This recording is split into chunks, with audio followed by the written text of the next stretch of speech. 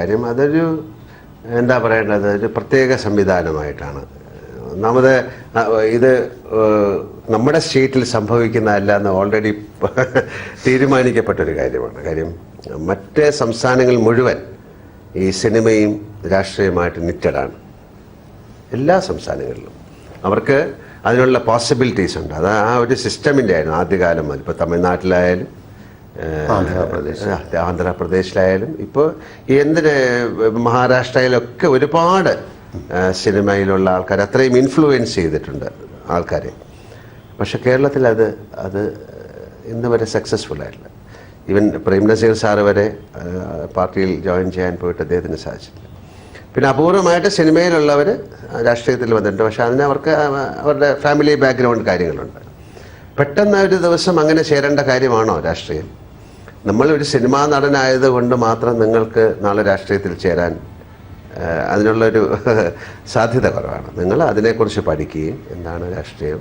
എനിക്ക് രാഷ്ട്രീയമുണ്ട്, എനിക്ക് രാഷ്ട്രത്തിൽ സംഭവിക്കുന്നതിനെ കുറിച്ചുള്ളൊരു ബോധമുണ്ട്. അതല്ലാതെ ഒരു പാർട്ടിയുടെ ഒരു പെട്ടെന്നൊരു കാൻഡിഡേറ്റ് ആയിട്ട് അതിൽ ചേർന്നിട്ട് ചെയ്യുന്ന ശരിയല്ല. ആ പാർട്ടിയെക്കുറിച്ച് നിങ്ങൾ മനസ്സിലാക്കണം. ആ പാർട്ടി കേരളത്തിന് ചെയ്തത് എന്തൊക്കെയാണെന്ന് മനസ്സിലാക്കിയിട്ട് അതിൽ വിശ്വാസം ഉണ്ടെങ്കിൽ മാത്രമേ ചെയ്യാൻ പറ്റുള്ളൂ. അല്ലാതെ ഇപ്പോൾ ഒരു ആദ്യം ഒരു റെവല്യൂഷനല്ല, ഒരു റെവലേഷനാണ് ഉണ്ടാകേണ്ടത്. ഒരു വെളിപാടാണ് ആൾക്കാർക്ക് ഉണ്ടാകേണ്ടത്. അത് ആൾക്കാർ മനസ്സിലാക്കട്ടെ. തീർച്ചയായിട്ടും അത്തരത്തിലൊരു സന്ദർഭം വരികയാണെങ്കിൽ അത് നമുക്കൊരിക്കലും പറയാൻ പറ്റില്ല. ഇപ്പം എന്തിനാണ് നിങ്ങൾ ഈ പ്ലാനറ്റിൽ വന്നതെന്ന് ചോദിച്ചു കഴിഞ്ഞാൽ ഞാൻ കുറേ സിനിമ അഭിനയിക്കാനാണെന്ന് എനിക്ക് പറയാൻ പറ്റില്ല. ഇതിലൂടെ ഞാൻ ചിലപ്പോൾ വേറെ ഒന്നിലേക്ക് സഞ്ചരിക്കുമായിരിക്കും. അത് ഇപ്പോൾ എനിക്ക് പറയാൻ പറ്റില്ല. അത്തരത്തിലൊരു ഘട്ടം വരികയും അതിനൊരു പോസിബിലിറ്റി ഉണ്ടായി തീർച്ചയായിട്ടും ചിലപ്പോൾ ഒരു പക്ഷെ അതിലേക്ക് പോയിരിക്കും. ചില പോസിബിലിറ്റീസ് ഒരുപക്ഷെ സാങ്കേതിക ലോകത്ത് സംഭവിക്കുന്നുണ്ടല്ലോ. അതായത് ഇപ്പോൾ സോഷ്യൽ മീഡിയ അങ്ങ് എഴുതുന്ന വരികൾ വായിക്കാൻ, വാക്കുകൾ ശ്രദ്ധിക്കാൻ ഒരു ദിവസത്തിൽ 5 ലക്ഷം 6 ലക്ഷം പേർ തയ്യാറാകുന്നു എന്നുണ്ടെങ്കിൽ ശ്രീ മോഹൻലാൽ അതുതന്നെ ഒരു വലിയ ജനകീയ അടിത്തറയല്ലേ സൂചിപ്പിക്കുന്നത്? പക്ഷേ എപ്പോഴും ഇത്തരം കാര്യങ്ങൾ എന്ന് പറഞ്ഞു കഴിഞ്ഞാൽ ഞാൻ എഴുതുന്ന ബ്ലോഗുകൾ ഒരിക്കലും എപ്പോഴും ഒരു അല്ലെങ്കിൽ ഒരു ഫോക്കസ്ഡ് അല്ല. ഞാൻ ആദ്യമായിട്ട് ബ്ലോഗ് എഴുതാൻ തുടങ്ങിയത് എങ്ങനെയാണെന്ന് ഞാൻ പറഞ്ഞിട്ടുണ്ട്. അതായത് നമുക്ക് ഇതുപോലുള്ള ഒരുപാട് കാര്യങ്ങൾ ഒരു ആക്ഷൻ നടക്കുമ്പോൾ ദൈവമേ ഇതെന്തുകൊണ്ട് സംഭവിക്കുന്നു, ഇത്ര ഒരു നിയമ നിർമ്മാണോ അല്ലെങ്കിൽ ലോ ഇല്ല. അപ്പം നമുക്ക് ഒരുപാട് ചോദ്യങ്ങൾ ചോദിക്കാനുണ്ട് ഈ സിസ്റ്റമിനോട്. അപ്പം അങ്ങനെ ചോദിച്ചു കഴിഞ്ഞാൽ അതിനൊരു ആൻസർ ഇല്ല. അപ്പം അതുകൊണ്ട് ഞാൻ തീരുമാനിച്ചത് എല്ലാ ദിവസവും ഞാൻ ദൈവത്തിനൊരു കത്ത് എഴുതുക എന്നുള്ളതാണ്. കാര്യം എനിക്ക് എന്ത് വേണമെങ്കിലും ചോദിക്കാം, എനിക്ക് എന്ത് വേണേലും അധികമായിട്ട് സംസാരിക്കാം. കാര്യം പുള്ളി ഒരു ആശയ എന്താ പറയണ്ടേ വിനിമയമാണ്. അത് അങ്ങനെയാണ് ഞാൻ ബ്ലോഗ് എഴുതി തുടങ്ങിയത്. അപ്പോൾ ഞാൻ അതൊരാളോട് പറയുക അതൊരു വലിയ ഒരു ഐഡിയ ആണെന്ന് പറയുന്നത്. ഞാൻ അദ്ദേഹത്തെ ആദ്യം കാണുന്ന ഒരു ട്രെയിനിൻ്റെ ബാത്റൂമിൻ്റെ ഉള്ളിലാണ്. അങ്ങനെയാണ്. ഇപ്പം ഞാൻ കുറേ നാളിന് മുമ്പ് എഴുതിയിരുന്നൊരു ബ്ലോഗ് എന്ന് പറയുന്നത് ഞാൻ പുതുതായിട്ട് മദ്രാസിൽ വീട് വയ്ക്കുന്നതിൻ്റെ താഴെയുള്ള ഒരു സ്റ്റോർ റൂമിൽ വെച്ചാണ്. ഞാൻ അന്ന് ചോദിച്ചത് ഒരുപാട് പേർക്ക് ഈ ഒരു 70-80 വയസ്സായാലും പോരാ, അവരൊക്കെ വലിയ ആൾക്കാരാണ്, അവർക്ക് 10-20 വർഷമെങ്കിലും കൊടുക്കണമെന്ന് പറഞ്ഞാൽ പുള്ളി പറഞ്ഞത് പറ്റില്ല എന്ന് പറഞ്ഞു. അപ്പം അത് അത്തരം വിയേർഡ് ചിന്തകളിലൂടെയാണ് ചിലപ്പോൾ യാത്ര ചെയ്യുന്നത്. പക്ഷേ നമുക്ക് പ്രതികരിക്കാൻ പറ്റുന്നത് നമുക്ക് പെട്ടെന്ന് തോന്നുന്നൊരു ഇൻസിഡൻ്റാണ്. അത് ആരെയും ഹെർട്ട് ചെയ്യാനോ കാര്യങ്ങളോ ഒന്നുമല്ല. അപ്പോൾ ഇത്തരം കാര്യങ്ങൾ ബ്ലോഗ് വഴി എഴുതാൻ സാധിക്കുന്നതുകൊണ്ടാണ് അത് എഴുതുന്നത്. അപ്പോൾ അത് വായിക്കാൻ ഒരുപാട് പേര് തയ്യാറാകുന്നതുകൊണ്ടാണ് വീണ്ടും എഴുതാൻ തോന്നുന്നത്. ഞാൻ കഴിഞ്ഞ 2.5 വർഷമായിട്ട് ഞാൻ എഴുതുന്നതാണ്.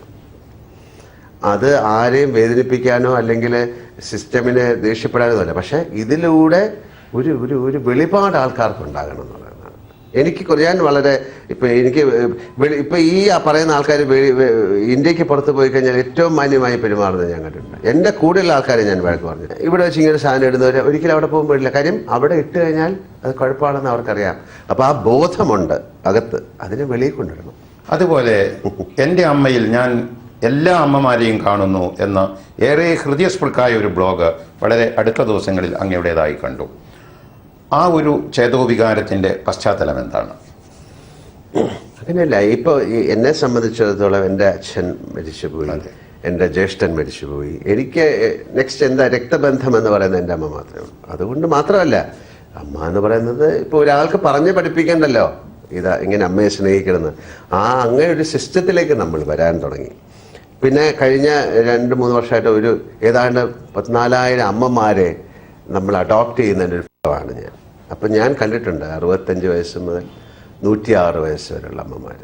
ആ അമ്മമാർക്കൊക്കെ ഒരേ മുഖമായിട്ട് മാറുകയാണ്. അപ്പോൾ അവരിലൊക്കെ ഞാൻ എഴുതിയത് ഒരു പ്രായം കഴിയുമ്പോൾ എല്ലാ അമ്മമാർക്കും ഒരു മുഖമാണെന്ന്. അത് അപ്പം അങ്ങനെ കാണാൻ പഠിക്കണം അല്ലേ? നമുക്ക് ചുമ്മാ നിങ്ങൾക്ക് അമ്മ പെങ്ങന്മാരില്ലേ എന്ന് ചോദിക്കുന്നതല്ല, അതിൻ്റെ ഒരു വെറുതെ തമാശമായിട്ട് പറയുന്നതല്ല. അതിലും എല്ലാവരിലും ഒരു അമ്മയെ കാണാൻ ശ്രമിക്കുക എന്ന് പറയുന്നത് വലിയ കാര്യമാണ് തീർച്ചയായിട്ടും. പിന്നെ വളരെ ഏറ്റവും നന്നായിട്ട് ഓടി നടന്ന അമ്മ, എൻ്റെ അമ്മ പെട്ടെന്ന് ഒരു അസുഖം വരുമ്പോഴാണ് നമുക്ക് എല്ലാം ഇല്ലാതാകുമ്പോഴാണ് അതിൻ്റെ ഒരു വോളിയം അറിയുന്നത് അല്ലെങ്കിൽ അതിൻ്റെ ഒരു. അപ്പം ഞാൻ തീർച്ചയായിട്ടും അമ്മമാരെ കുറിച്ച് കൂടുതൽ എഴുതുന്നത് നമ്മൾ മിക്ക ദിവസങ്ങളിലും പത്രങ്ങളിലും മറ്റൊക്കെ വരുന്നത് ഇവരെ ആരെയും നോക്കാനില്ലാതെ വീണ്ടും. അപ്പോൾ ഞാൻ എഴുതുന്നില്ല, നമ്മളുടെ പണ്ട് വിദേശങ്ങളിലൊക്കെ വന്നിരിക്കുന്നവർ ഏറ്റവും കണ്ടൊരു വിളക്ക് പോലെ തിളങ്ങിയിരിക്കുന്ന ആൾക്കാരെയാണ് കണ്ടുകൊണ്ടിരുന്നത്, വാർദ്ധക്യത്തിൽ നിൽക്കുന്നത്. പക്ഷേ നമ്മൾ അന്ന് അവരെ കുറ്റം പറയായിരുന്നു. പക്ഷെ നമുക്ക് എന്ന് അത്തരം കാര്യം കൊണ്ടുവിടാൻ പോലും സ്ഥലങ്ങളില്ലാതായി മാറുന്നു. അപ്പോൾ എന്തുകൊണ്ട് എന്ന് പറയുന്നത് അല്ലല്ലോ, ഇതിൽ വൈ എന്നില്ല, ഹൗ, എങ്ങനെ നമുക്ക് അവരെ സഹായിക്കാം എന്നുള്ളത്.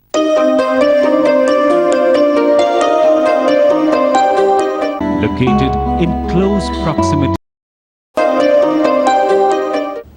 ഈ പ്രതലത്തിൽ ഒരുപക്ഷെ അപ്രസക്തമാണെങ്കിലും അങ്ങേക്ക് ഒരു വേള അസൗകര്യമാകുന്ന ഒരു ചോദ്യം ഉന്നയിക്കാൻ അനുവദിച്ചാലും, അതായത് അങ്ങ് മലയാള സിനിമ പശ്ചാത്തലത്തിൻ്റെ വികാസ പരിണാമങ്ങളെക്കുറിച്ച് സംസാരിക്കുമ്പോഴും അങ്ങ് പ്രവേശിച്ച കാലഘട്ടത്തെക്കുറിച്ച് സംസാരിക്കുമ്പോഴും ശ്രീ മമ്മൂട്ടി അങ്ങനെ സംസാരിക്കുമ്പോൾ അങ്ങയെയും പരാമർശിക്കുന്നു.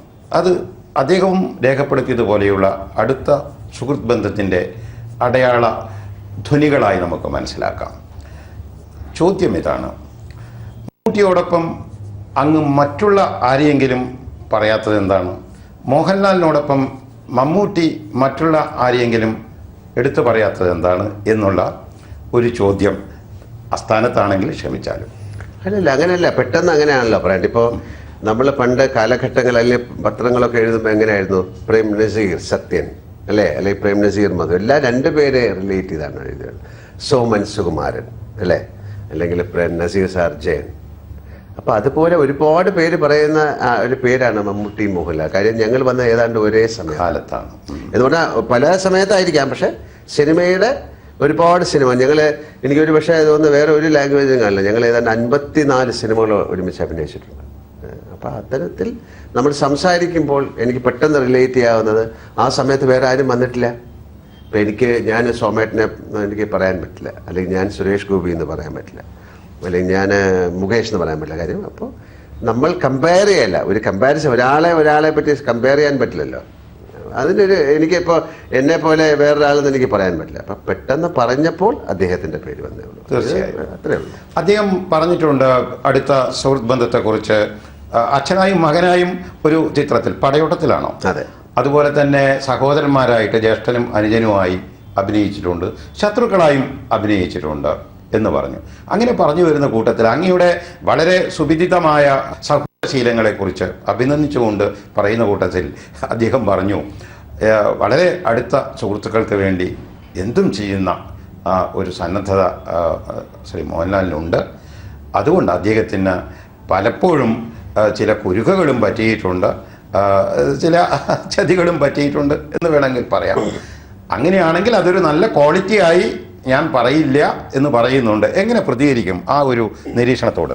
ഇപ്പം അത് അദ്ദേഹത്തിൻ്റെ ഫിലോസഫി ആയിരിക്കാം അല്ലേ. ഇപ്പോൾ എനിക്കങ്ങനെ എൻ്റെ ഒരു സുഹൃത്ത് എന്നെ പറ്റിച്ചു എന്ന് പറഞ്ഞാൽ എനിക്കതിൽ വേറെ കുഴപ്പമൊന്നുമില്ല. പറ്റിക്കപ്പെടുക എന്ന് പറയുന്നത് എങ്ങനെയാണെന്ന് നിങ്ങൾ മനസ്സിലാക്കുന്നതനുസരിച്ച് അല്ലേ. പലപ്പോഴും നമ്മളുടെ സമ്മതത്തോടു കൂടിയാണ് ഒരാൾ നമ്മളെ പറ്റിക്കുന്നു എന്നുള്ള ആ വാക്ക്. പിന്നെ എൻ്റെ വിശ്വാസത്തിൽ അപ്പം അങ്ങ് എൻ്റെ സുഹൃത്താണ് എന്ന് ഞാൻ പറയണമെങ്കിൽ അങ്ങയുടെ എല്ലാ ക്വാളിറ്റീസും ഞാൻ അക്സെപ്റ്റ് ചെയ്യണമെന്നാണ്. അല്ല കുറച്ച് കൊള്ളാം, കുറച്ച് കൊള്ളില്ല, പിന്നെ എന്ത് സൗഹൃദമാണ്? പിന്നെ ഇതും നേരത്തെ പറഞ്ഞ പോലെ ഇങ്ങനെ ആരോപിക്കപ്പെട്ടതാണ്. പിന്നെ ഈ മലയാള സിനിമ എന്ന് പറയുന്നതൊക്കെ വളരെ കുറച്ച് കാലമായിട്ടേ ഉള്ളൂ ഒരു സിസ്റ്റമായിട്ട് വരുന്നത്. പണ്ട് എത്രയോ സിനിമകൾ നമ്മൾ അഭിനയിക്കും, നമുക്ക് പൈസ കിട്ടാറില്ല. പൈസ കിട്ടാറെന്ന് മോശമായിട്ട് കാര്യമല്ല, പക്ഷേ ദി ആർ ഓൾ പെർഫോമൻസ്. നമ്മൾ ചെയ്യുന്ന ജോലി അത് കിട്ടാറില്ലായിരുന്നു. പണ്ട് ചെക്കുകൾ മടങ്ങുക. ഇപ്പം അതിൻ്റെ സിസ്റ്റമൊക്കെ മാറി മാറി വരുന്ന സമയമാണ് ഇല്ലേ. ഇപ്പം ഞാൻ വേറെ കാര്യം, ഞാൻ എൻ്റെ ഒരു സുഹൃത്തിന് വേണ്ടി ഒരു നല്ല കാര്യം അയാൾക്ക് രക്ഷപ്പെടാനായിട്ട്, അങ്ങനെയാണല്ലോ എന്നെ ഒന്ന് ഞാനിപ്പോൾ രക്ഷപ്പെടുന്ന ഒരാളായിട്ട് മാറാമെങ്കിൽ അത് ചെയ്തു കൊടുക്കുന്നതുകൊണ്ട് എന്താ കുഴപ്പം? ഇപ്പം നമ്മൾ എന്തെങ്കിലും പ്രതീക്ഷിച്ചിട്ട് ചെയ്യുമ്പോഴേ ആണ് അതിലൊരു കുഴപ്പം വരുന്നത്. അപ്പം അത് എൻ്റെ സിസ്റ്റമിൽ അല്ലെങ്കിൽ എൻ്റെ ഒരു ഫിലോസഫിയാണ്. അതൊരു പക്ഷേ അദ്ദേഹത്തിന് ചിലപ്പം അത് നന്നായിട്ട് തോന്നിയിട്ടില്ല, അതുകൊണ്ട് എനിക്ക് കുഴപ്പമില്ല. പക്ഷേ എനിക്ക് ഇനി അതിൽ നിന്ന് മാറാൻ പറ്റില്ല എന്ന് പറഞ്ഞ് തീർച്ചയായിട്ടും ഇത്തരം പല ആൾക്കാർ പറഞ്ഞതിൽ നിന്ന് ഒരുപാട് കാര്യങ്ങൾ ഞാൻ പഠിച്ചു, അത് വേണമെങ്കിൽ പറയാം. പക്ഷെ അതൊന്നും പിന്നെ ഒരു ഭയങ്കര സിസ്റ്റമാറ്റിക്കായിട്ട് ജീവിക്കുന്ന ഒരാളല്ല ഞാൻ. ഇത് ഇങ്ങനെ ചെയ്താൽ ഇങ്ങനെ ആകും അല്ലേ, അല്ലെങ്കിൽ ഞാൻ ഒരു പ്രീ പ്ലാൻഡ് ആയിട്ട് ചെയ്യുന്ന ഒരാളല്ല. ഇപ്പം ഞാനിപ്പോൾ അങ്ങയുടെ മുമ്പിൽ വന്നിരിക്കുമ്പോൾ അങ്ങ് ചോദിക്കാൻ പോകുന്ന ചോദ്യങ്ങൾ എന്താണെന്ന് എനിക്കറിയില്ല. ഞാൻ എങ്ങനെയാണ് പ്രീ പ്ലാൻഡ് ആയിട്ട് വന്നിരിക്കുന്നത്? അപ്പോൾ ഇതുപോലെയാണ് അത്. ഞാൻ സ്പോണ്ടേനിയസ് ആയിട്ട് ഒഴുകി നടക്കുന്ന ഒരാളാണ്. അപ്പോൾ ആ സിസ്റ്റമിൽ അങ്ങനെ പൊക്കോട്ടെ. ഞാൻ ഏതാണ്ട് ജീവിതത്തിന്റെ പകുതിയൊക്കെ കഴിഞ്ഞു. ഇനി എന്താണ് എനിക്ക് ചെയ്യാൻ പറ്റുന്നത്? ഇപ്പൊ ഇനി ഉള്ളത് പണ്ട് ഒരു വാക്കുണ്ട്, കുട്ടനാട് എങ്ങനെയുണ്ട് ജീവിതം, ഇങ്ങനെ അടിച്ചടിച്ചു പോകുന്നു എന്ന് പറയില്ലേ, ആ വെള്ളം ഇങ്ങനെ വന്ന് തട്ടുന്നതിലായിരിക്കാം. അത്തരത്തിൽ മുന്നോട്ട് പോകട്ടെ എന്ന് പ്രാർത്ഥിക്കുന്നു. അങ്ങയുടെ അഭിനയത്തിന്റെ സുവർണ ജൂബിലിയുടെ ഘട്ടത്തിലായാലും 30 വർഷം പിന്നിട്ട ഘട്ടത്തിലായാലും അങ്ങയോടൊപ്പം വിവിധ ചിത്രങ്ങളിൽ അഭിനയിച്ച നായികമാരും നടന്മാരുമൊക്കെ അങ്ങയുടെ ഓർമ്മകൾ, അങ്ങുമായുള്ള അവരുടെ പ്രവർത്തനത്തിൻ്റെ ഓർമ്മകളായി പറക്കിയത് പലപ്പോഴും വായിക്കാനിടയായിട്ടുണ്ട്. ആ കൂട്ടത്തിൽ സുമലത ഹൃദയസ്പൃക്കായ ഒരു കാര്യം എടുത്തു പറയുന്നത് ഒരിടത്ത് വായിച്ചു. അതായത് അങ്ങ് ഒരു ചിത്രീകരണ വേളയിൽ അവിടെ ഒരു 5-6 മാസം മാത്രം പ്രായമായ ഒരു കുട്ടിയെ വെയിലത്ത് നിർത്തുന്നത് കണ്ട് പ്രൊഡക്ഷൻ മാനേജരോട് കുപിതനായി സംസാരിക്കുകയും പിന്നീട് ഒരു തണലത്ത് ആ കുഞ്ഞിനെ മടിയിലിരുത്തി ലാളിക്കുകയും ചെയ്ത ചിത്രമാണ് ഏത് അഭിനയ മുഹൂർത്തങ്ങളെക്കാളും എനിക്ക് മോഹൻലാലിനെ കുറിച്ച് ഓർക്കുമ്പോൾ തോന്നുന്നത് എന്ന് സുമലത പറഞ്ഞു. ഇത്തരം കാര്യങ്ങളിൽ അങ്ങ് പ്രകടിപ്പിക്കുന്ന ഈ സ്നേഹമയത്വം അല്ലെങ്കിൽ ഈ വാത്സല്യപരത, ഇതൊക്കെ ഏത് ധാരകളിൽ നിന്നാണ് അങ്ങയിലേക്ക് കടന്നു വന്നത്? നമ്മുടെ ഇപ്പം അവർ ഇങ്ങനെ പറഞ്ഞപ്പോഴാണ് ഞാൻ അതിനെക്കുറിച്ച് അറിയുന്നത്. എനിക്ക് ഓർമ്മ പോലും ഇല്ല. പിന്നെ ഞാൻ പറയുന്നത് ഒരു ക്വാളിറ്റി ഓഫ് സോൾ എന്ന് പറയുന്നത് എവിടെ നിന്ന് വന്നു എന്നുള്ളതല്ല. അതിപ്പം ഞാൻ പറയട്ടെ, നമ്മൾ ജനിച്ചു, പിന്നെ ഇത്ര വയസ്സായ എല്ലാ ദിവസവും നിങ്ങൾ റിഫൈൻ ചെയ്ത് വരിക എന്നല്ലേ.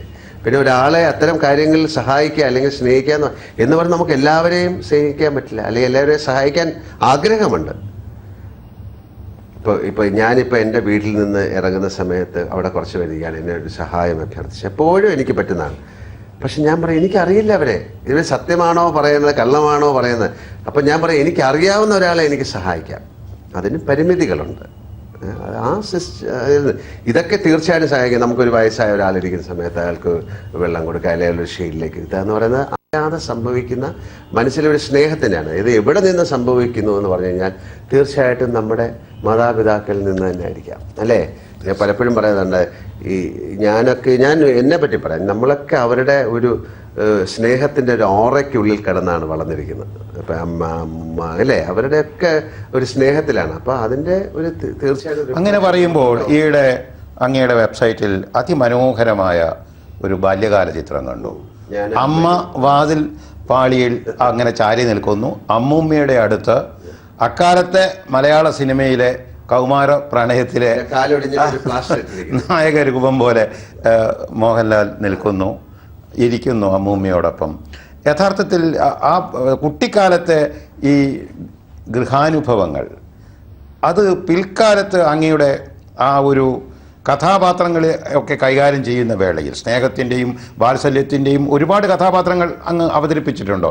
ഇതിൻ്റെയൊക്കെ ആദ്യ ബീജങ്ങൾ എന്ന രീതിയിൽ അത്തരം കാര്യങ്ങൾ തീർച്ചയായിട്ടും നമ്മുടെ ഞാൻ I call as memory bank എന്നായിരിക്കും പറയുന്നത്. അല്ല, അവിടെ ഉണ്ടാകും, അവിടെ നിന്ന് അറിയാതെ വരുന്നതായിരിക്കാം. ഇപ്പോൾ അതാണ് ഞാൻ പറയുന്നത്. ഇപ്പോൾ നമ്മളൊരു സിനിമയിൽ ഇപ്പോൾ കവിയൂർ പൊന്നമ്മയായാലും അല്ലെങ്കിൽ സുമാരി അമ്മയെന്ന് വിളിക്കുമ്പോൾ ഞാൻ ആ നിമിഷം ഞാൻ എൻ്റെ അമ്മയാണ് കാണുന്നത്. അതാണ് ഒരു മാജിക് ഇഫ് എന്ന് പറയും. If I were in that position how will I react. അതാണ് ഒരു റിയാക്ട് ചെയ്യുന്നത്. ഞാനാണ് എന്ന് ഞാൻ വിശ്വസിച്ചു, ഇതെൻ്റെ അമ്മയാണെന്ന് വിശ്വസിക്കാൻ സാധിക്കുക എന്ന് പറയുന്നതാണ് ഭാഗ്യം.